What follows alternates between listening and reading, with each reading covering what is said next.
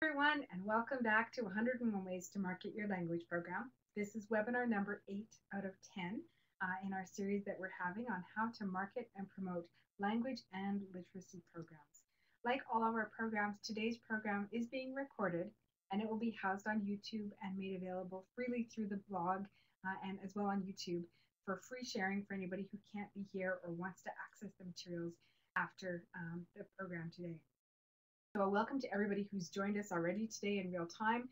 George, Carla, Briar, and Joe, great to have you with us today. Great to have you back. And knowing that I'm doing these programs, I really enjoy seeing your names in the list and knowing that you're coming back again for another session. So hopefully it's worth it to you. Our programs are short, between 20 and 30 minutes, and I really like to give you some practical things you can do and also some ideas to think about on a deeper level about what drives the work that we're doing and why we want to market in the way that we want to market. I'm interested as well to learn about the influences that different marketers or I guess business people have had on you and how that might play into the marketing that you're doing. So far, we've had 7 sessions together. We've talked about the power of connection, specialty tips for programs, big institutions, your unique selling proposition, your printed materials like brochures and stationery, how to write marketing materials, setting goals, and then looking at your marketing strategy and plan. Today is all about the relationship part or the emotional part of marketing. Next week, we talk about effective follow-up, and then in week 10, we'll talk about social media. And this week's program is really focused on relationship marketing and the emotional side of marketing. And how, for some people, it's, oh, does that mean manipulation or something like that? It actually doesn't. And I'll tell you why it doesn't. I think by the end of the program, you'll have an idea on, we'll have some myths busted around it. We're going to talk about the foundation of relationship marketing, building blocks, why I don't want you to think about doing marketing things, and then what I think is the real secret to long-term marketing. So let me ask you before we go any further, what do you think the foundation and the building blocks might be for marketing, relationship marketing? I'll give you a couple of minutes to give us your feedback there in the chat box. What your sort of your best guess as to what you think the foundations of relationship marketing and as well the building blocks. For me, you build on top of the foundation. So that's why I kind of put them in that order.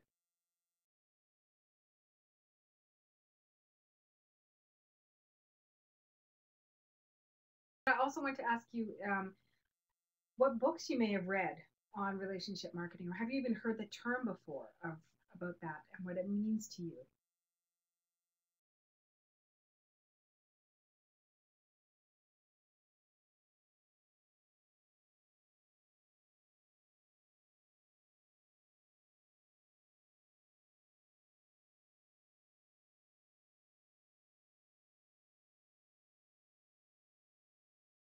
New term to you. Okay, great.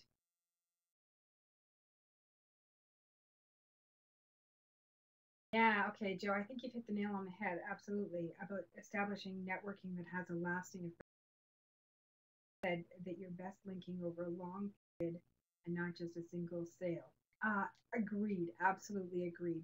So at this point, sort of in our 10-week program together, I really want to make a differentiation between marketing and sales. And though marketing can drive long-term sales, in education, it often means something more than just sales. And depending on the kind of program you work in, there may not be, what's the word, an appetite for marketing activities. And I wanted to kind of get a sense from those of you who are here today, how your staff feel about the idea of marketing.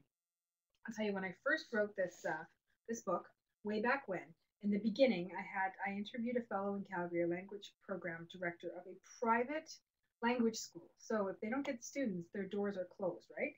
And he said that he felt that to talk about marketing was blasphemous in an educational context. And I thought that was really interesting because I thought, well, excuse me, if you don't have students, then you don't market, then you're going to shut your doors. But it was this idea of using business practices and focusing only on the sales or the bottom line. I think what we do is actually more complex than that. I think that educational marketing has more in common with nonprofit marketing, which includes promotion, advocacy, and awareness. And in our case, we add on the complex layer of sales. So we'll talk a little bit about sort of what that means today from a business operations point of view. And I think Joe, as I said, has hit the nail on the head in terms of this is kind of the foundation of everything is establishing trust on every single level with everybody in and outside of your organization. Excuse me, including your prospective students, your prospective partners, if you're working with, for example, that without that trust, nothing else in marketing absolutely matters. And in trust with a prospective client. And building that trust is something that takes time. So, Joe, when you said best linking over a long period of time, absolutely. And the trust building with somebody new who hasn't met you before can take months or can take years.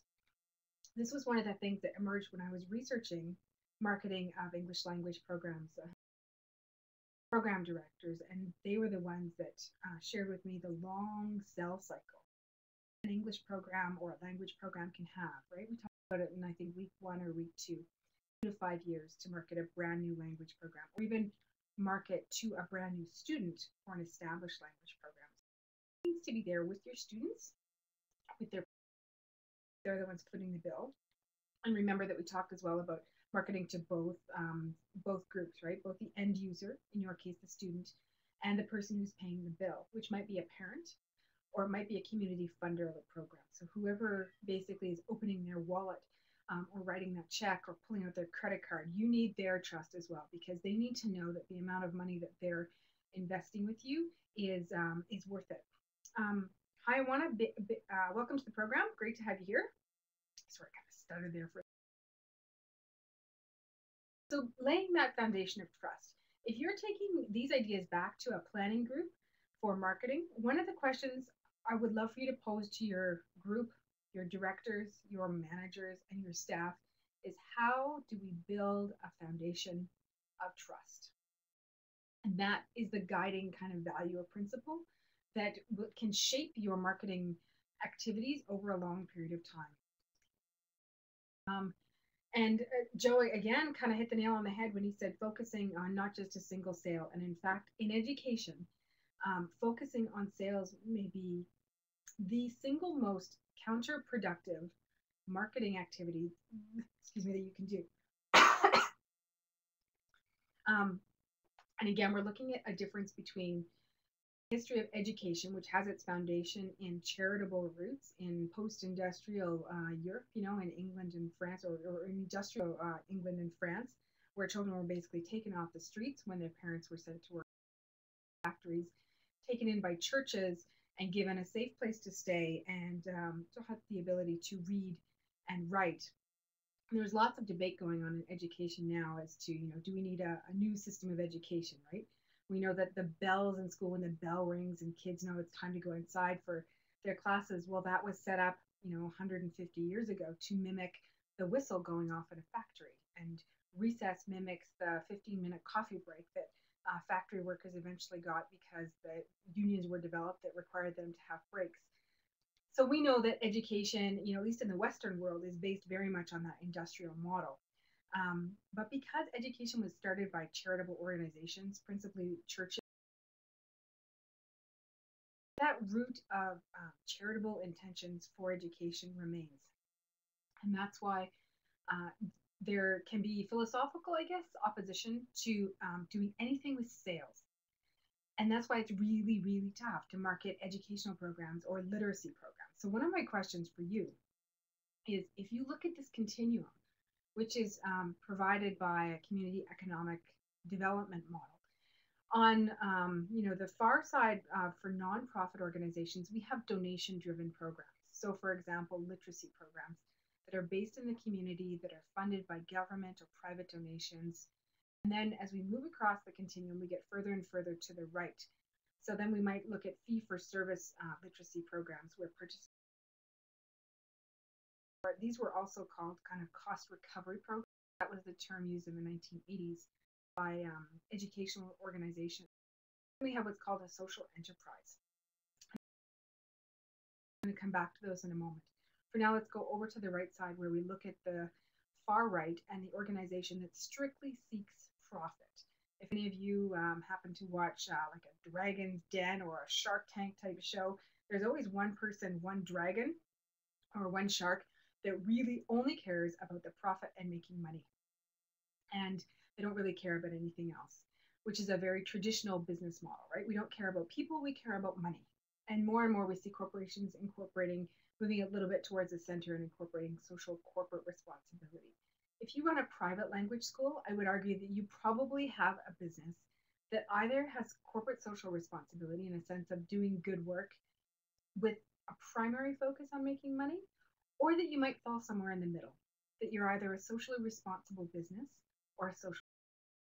And both of those organizations have what we would call a, I'm going to write here in the chat box, a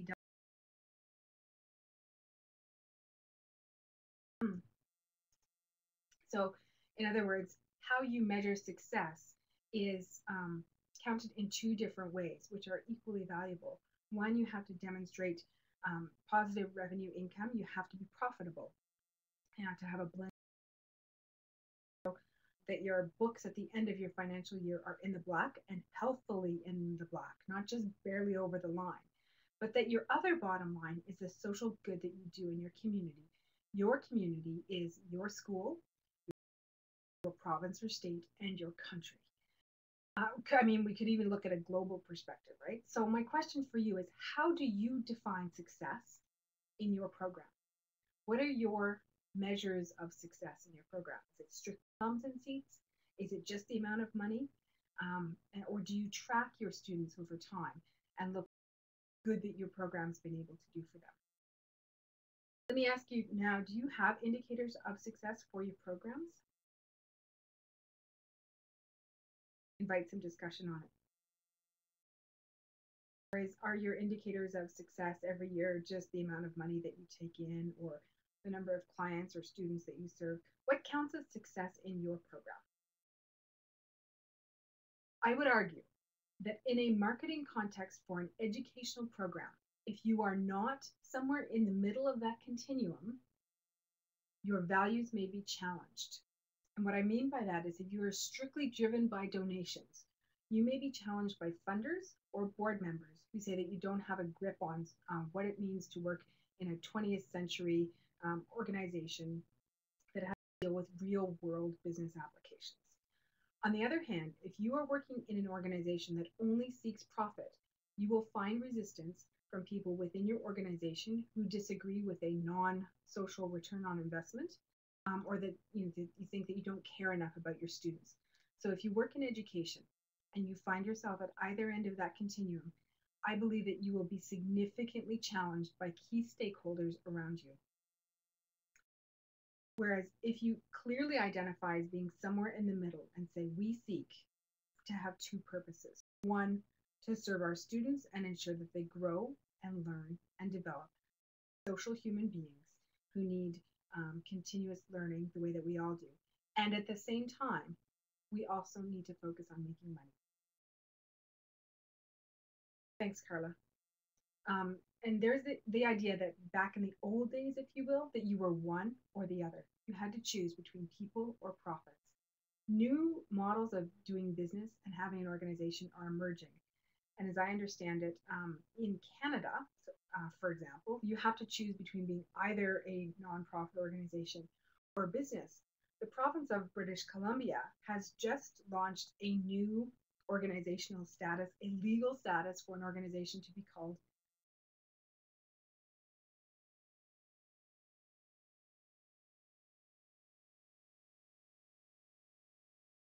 I like your answers, and I like that there's a variety of answers here.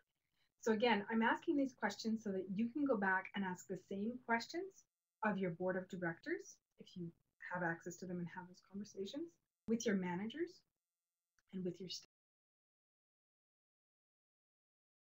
And in marketing terms, it's valid that they both count as success. You are making your model more complex.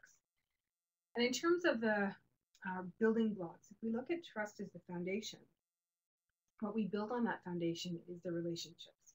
In other programs, we've talked about social capital, and I'm going to talk about 3 pieces of social capital today: community building, caring, and commitment. And I'm not talking about this in some woo-woo way that's kind of all fluff. And this is actually the essence of the marketing work. In terms of the community building, if you're in particular a nonprofit program, where you find yourself somewhere in the middle of that continuum, or a social enterprise, building the sense of community around you is critical to your long-term financial sustainability. Let me say that again.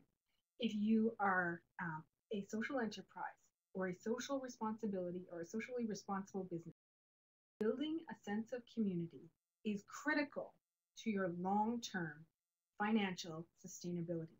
You cannot be a financially successful organization if you don't have investment from your community. And I'm not just talking dollars investment. I'm talking emotional investment in the work that you do, in the people that you hire, and the difference that you make in your community. So, for example, a couple of people ask, okay, we need some practical suggestions from this. One of the most powerful things that we did in one of the programs I was working at was we took a 5-year plan to develop an alumni network. And here's how it worked. We went back through our old student lists and we got basically addresses and emails from everybody that had ever taken our program. And email wasn't as prevalent then, but it is today. We sent them all letters saying, would you be a member of our alumni network? So that when somebody from your area wants to come and register in our program, that they can contact you by email or letter and say, what was your experience like? What did you get out of it? Basically, what was the social benefit for them or the learning benefit that they came away with? And we got people all over, mostly Latin America, and we got some in Korea and Japan as well, to basically be our advocates on the ground, to have nothing more than a conversation with a prospective student. My experience, good or bad, we knew that we couldn't control what the alumni said, but them saying that they would be part of our network and they had an emotional investment in our program. And it was tremendous because we started to see word of mouth marketing over time that was based on our alumni network. It took a long time to set up. This is slow work, but the results over time were also very powerful. So this is an idea I'd like to encourage you to consider with your team when you go back. It's okay, what would it take for us to set up an alumni network? It means going back through your student list from the past 3 to 5 years, reconnecting with your own students, telling them you're starting an alumni network, inviting them to be part of it, and telling them what the expectations would be.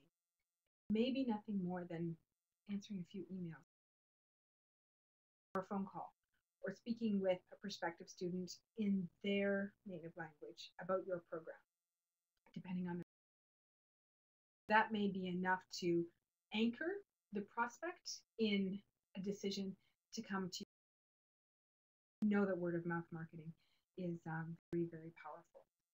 So the second thing, it's the idea of connecting with individuals from the moment you have the opportunity to meet with them face to face.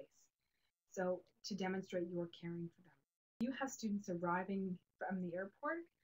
One of the most powerful tasks that we found was to have our host families commit to go and meet the students at the airport. They go there with a sign with the student's name on it and pick them up. That became an amazingly powerful act of marketing that we ourselves didn't have to do. All we had to do was secure a commitment from our host families or a volunteer. They would go and meet our prospective students at the airport. That human connection from those first few moments when the person's tired, they're a little disoriented, they may or may not know the city, they may or may not have the mental capacity after traveling for a long period of time to interact with you in the target language. Them to just be able to say, okay, there's someone there who cares enough about me, to meet me at the airport. Again, hugely powerful and was not a drain on our staff resources. And it also helped us to build community with our host family.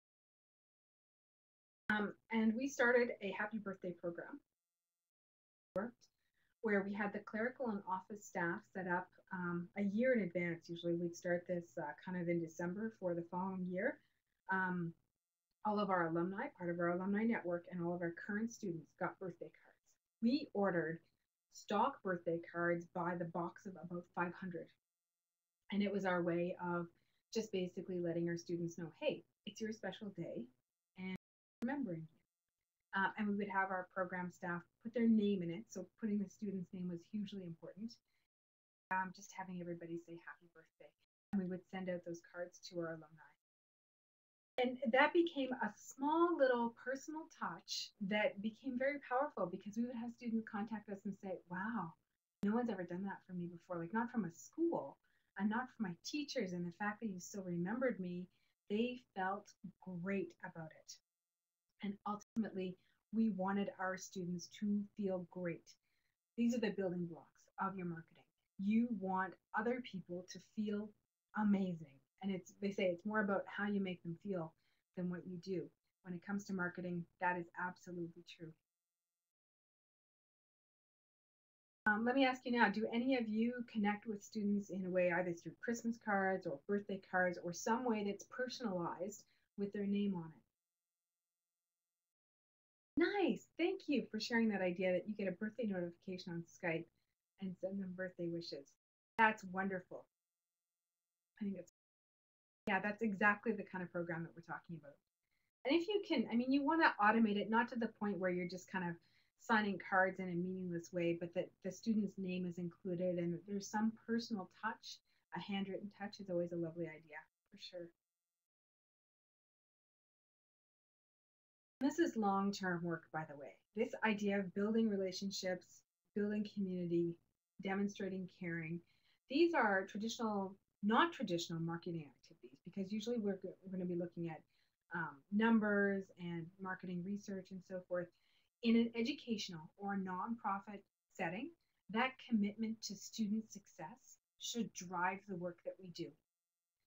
Commitment to student success, driving the work that we do inside and outside the classroom, can lead an organization to be financially sustainable because you're focused, there's congruency between what you're doing in terms of your teachers and your classroom and your training and your operations and your management and your leadership.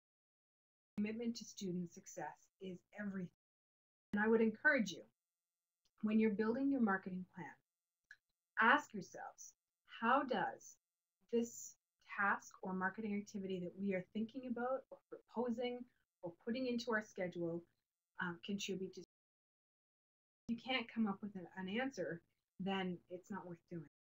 In terms of building student success, you could argue, okay, a birthday card.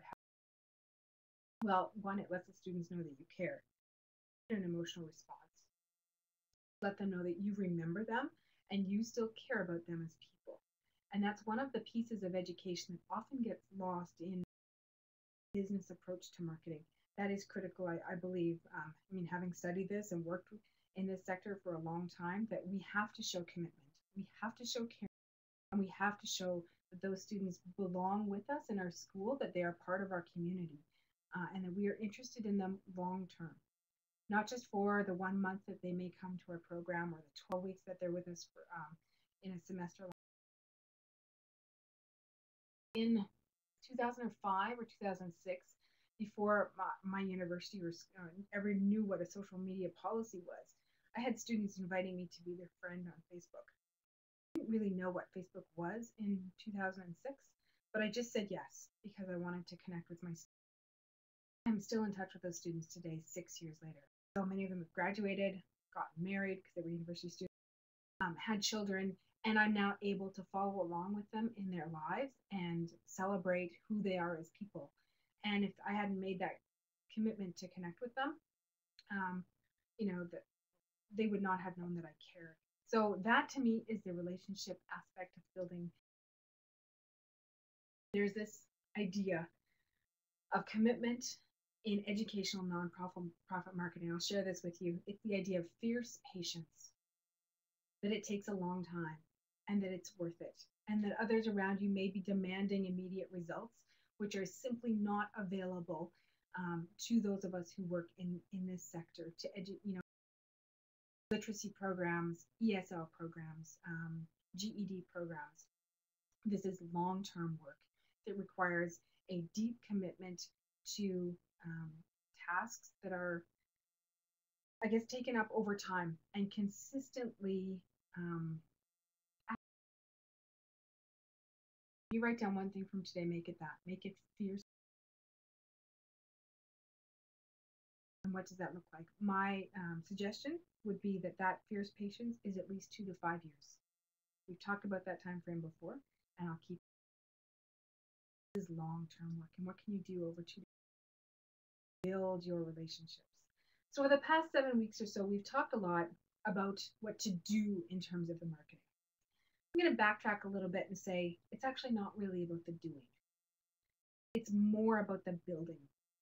And if we think about building relationships, building our marketing, building consistency into what we do, then that over time will have more of an impact on more people and bring those same people through your doors, or more people through your doors, establish you in your community as a leader, give you a reputation with local businesses, position you with funders as an organization that long-term outcomes. If you have to do logic models for funding proposals, for example, you need measures that show your long-term success and also what the idea of building over time. So again, switch the thinking a little bit. It's not about the doing, it's about the building. And for me, the secret to this marketing is one word. It's sincerity. Because if you do all this stuff and it comes across as disingenuous, you write that birthday card, but got a label on the front and there's, excuse me, nothing personalized about it, that will come across as we don't really care about you. We care more about sending our birthday card. People will want the personal touch. And the smaller your program, the more powerful your personal touch will be. Addressing students by name, handwriting their name in a letter, that kind of thing. As your program grows, it becomes more difficult to have those kind of things. Get a notification on Skype. That takes a person to connect with another person.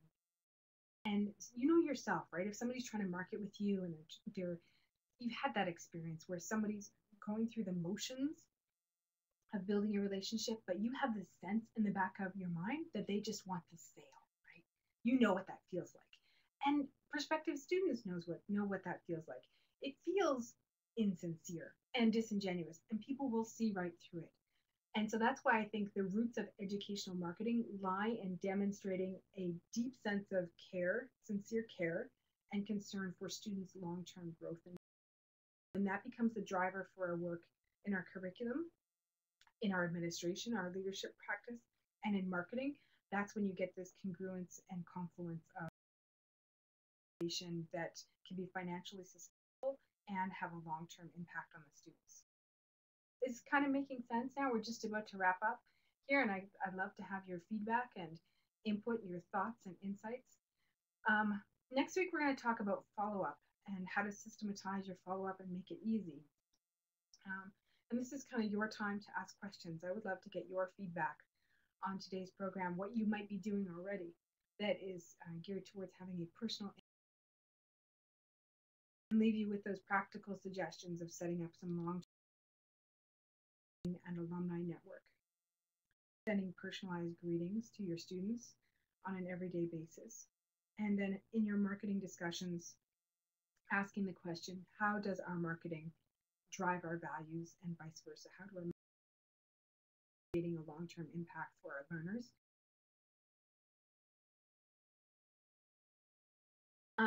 And a lot of this work is based not necessarily on just marketing, but also on the idea of community building and community development. I'm fascinated to see the overlap of community development workers and advocates who don't see that what they're doing is marketing, and that the marketers who don't see what they're doing as community building and development. I see a huge overlap in that kind of work, particularly, again, in nonprofit and education. My resource gift for you this week is a list of resources that I found incredibly helpful in shaping my thinking and understanding of building relationships, not only for marketing, but also building an academic and learning community with all the various. So that's ready for you to download right now. To go get it from same place as always, drsarah.com, resources, templates. It's there for you today, waiting for you to download it. Feel free to share it, by the way. All of those resources on those websites, you have my permission to share them with your entire.